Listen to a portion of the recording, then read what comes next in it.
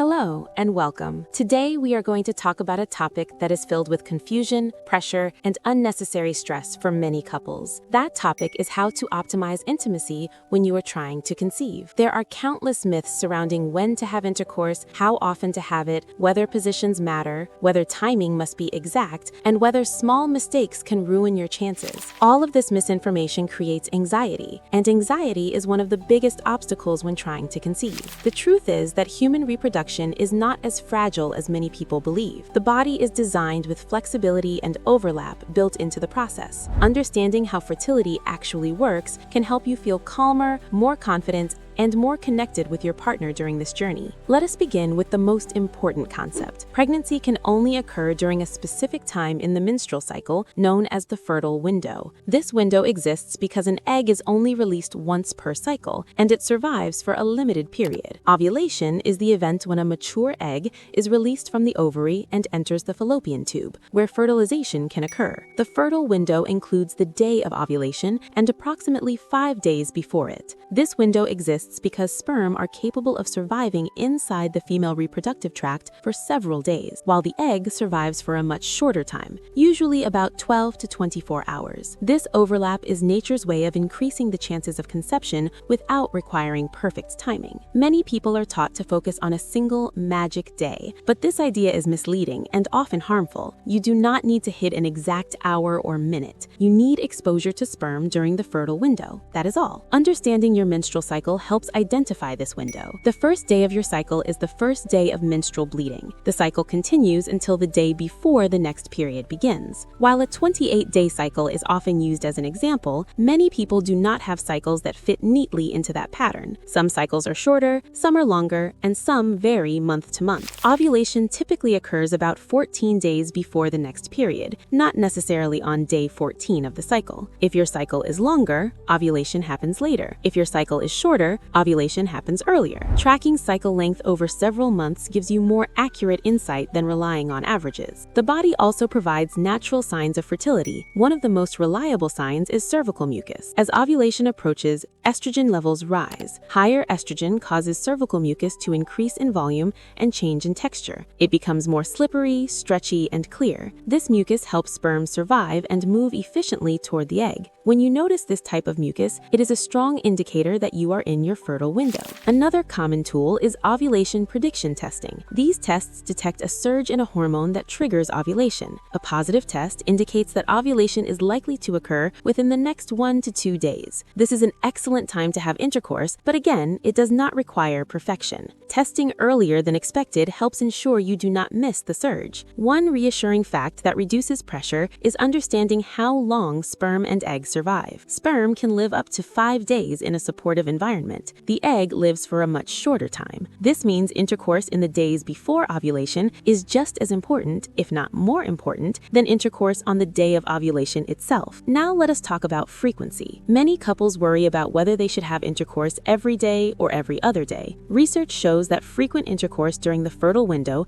improves the chances of sperm and egg meeting. However, this does not mean intercourse must be forced or mechanical. For most couples, having intercourse 2 to 3 times during the fertile window is sufficient. Daily intercourse does not harm sperm production in most men. The idea that frequent intercourse dramatically lowers sperm count is a misconception for the majority of people. Sperm production is continuous, and healthy bodies replenish sperm efficiently. That said, stress matters. When intimacy becomes rigidly scheduled, pressure increases. Pressure affects desire, connection, and enjoyment. Emotional strain can make the process feel clinical instead of intimate. Fertility is not only biological, it is also emotional. Finding a balance between frequency and well-being is important. Intercourse should ideally feel supportive, not obligatory. If daily intercourse feels exhausting or stressful, every other day is perfectly reasonable. The goal is presence within the fertile window, not exhaustion. Now let us address one of the most common myths. Position does not matter. There is no scientific evidence that any specific sexual position increases the chances of conception. Once ejaculation occurs in the vagina, sperm move rapidly into the cervix and uterus within seconds. Gravity, angle, and position do not influence this process. Similarly, positions after intercourse do not change pregnancy outcomes. Raising hips, lying still,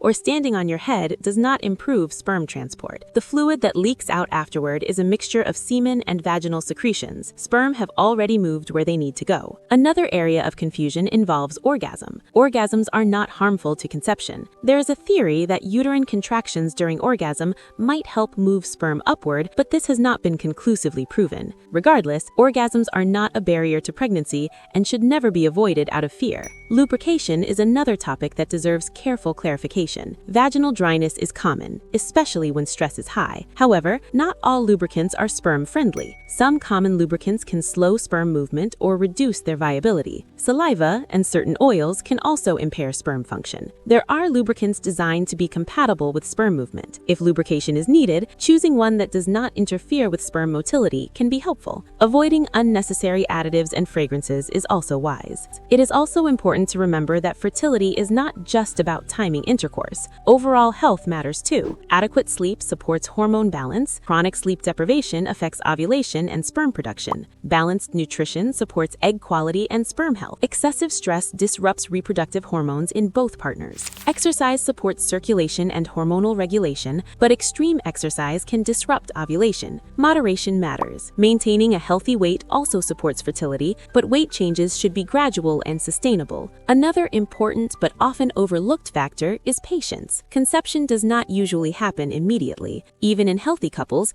it can take several months. This does not mean something is wrong. The probability of conception per cycle is limited, even under ideal conditions. Comparing your journey to others can increase anxiety. Each body is different. Each couple is different. The most supportive approach is one rooted in understanding rather than urgency. Trying to conceive should not feel like a test you must pass. It's a process. Understanding the biology removes fear. Removing fear allows the body to function more naturally. If concerns persist after several months, or if cycles are irregular, medical guidance can help identify factors that might need support. Seeking information is not failure. It is proactive care. This conversation is not about perfection. It's about clarity. When you understand how fertility works, myths lose power, pressure decreases, confidence grows, and intimacy becomes something you share, not something you perform. This script will continue into deeper discussion about common fertility myths, emotional health during the conception journey, and when to seek evaluation.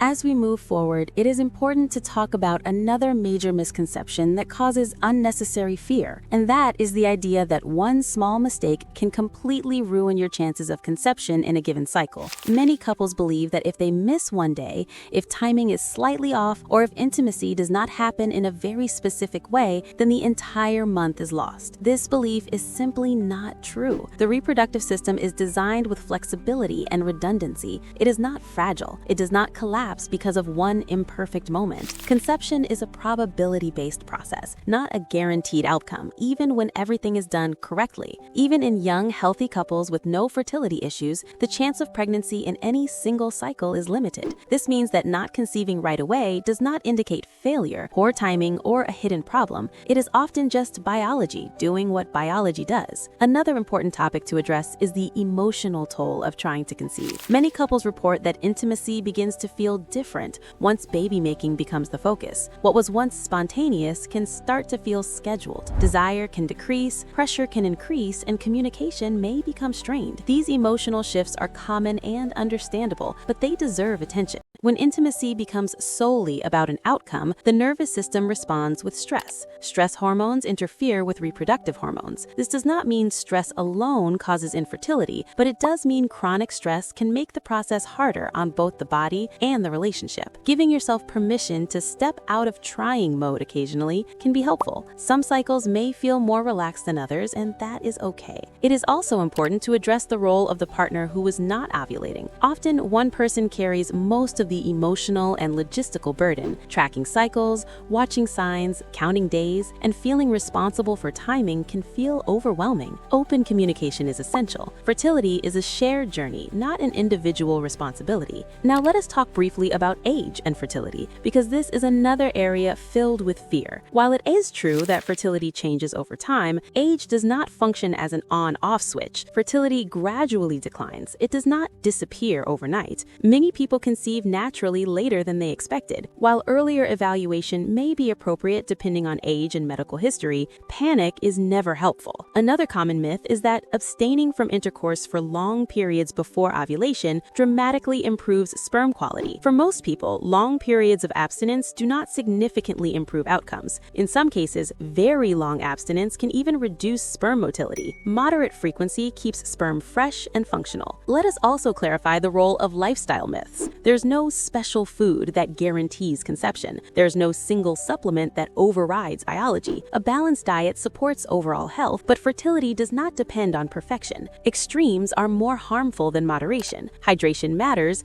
but drinking excessive water does not improve fertility. Sleep matters, but one bad night does not ruin a cycle. Exercise matters, but excessive intensity can disrupt ovulation. The body responds best to balance. Another myth worth addressing is the belief that the body knows when conception has occurred. Many people report analyzing every sensation after intercourse, searching for signs of fertilization or implantation. Fertilization and implantation occur on a microscopic level. There are no reliable immediate physical sensations that confirm pregnancy. Interpreting normal bodily changes as signs often leads to anxiety. Pregnancy confirmation happens later, usually with a missed period and a positive test. Until then, patience is essential, even though it is difficult. It is also important to talk about when to seek help. If cycles are irregular, periods are absent, pain is severe, or conception has not occurred after a reasonable period of trying, seeking professional evaluation is not a failure, it is simply information gathering. Early evaluation can identify factors that are easily treatable. For some couples, conception happens quickly. For others, it takes time. Both experiences are normal. Comparing timelines is rarely helpful. Fertility is deeply personal, and every journey is unique. One final point that deserves attention is compassion. Compassion toward your body, toward your partner, and toward yourself. Trying to conceive can trigger feelings of inadequacy, frustration, or fear. These feelings do not mean something is wrong with you. They mean you care. Understanding fertility removes unnecessary blame. It replaces fear with knowledge. Knowledge creates confidence. Confidence allows intimacy to remain connection-based rather than outcome-driven. To summarize everything we've discussed so far, conception depends on exposure to sperm during the fertile window. Timing does not need to be perfect. Frequency does not need to be exhausting. Position does not matter. Orgasms are not harmful. Lubricants should be chosen carefully. Stress should be acknowledged, not ignored. And patience is not weakness. It is biology. This journey is not about control. It is about understanding. When you understand how the body works, you stop fighting it and start supporting it.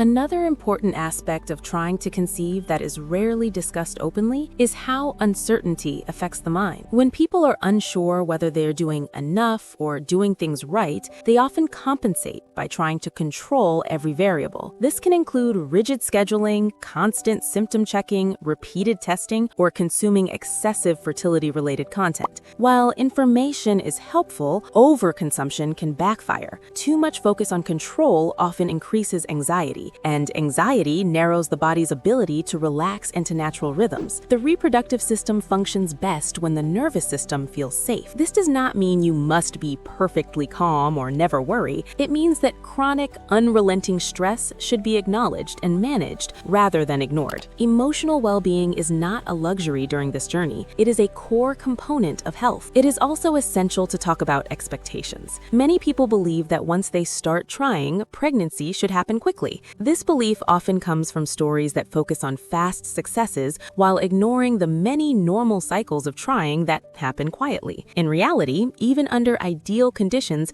conception may take several months. This waiting period is not a sign that something is wrong. During this time, some people begin to feel disconnected from their bodies. Every sensation becomes suspect. Normal fluctuations in appetite, mood, or energy are interpreted as signs. This constant vigilance can become exhausting.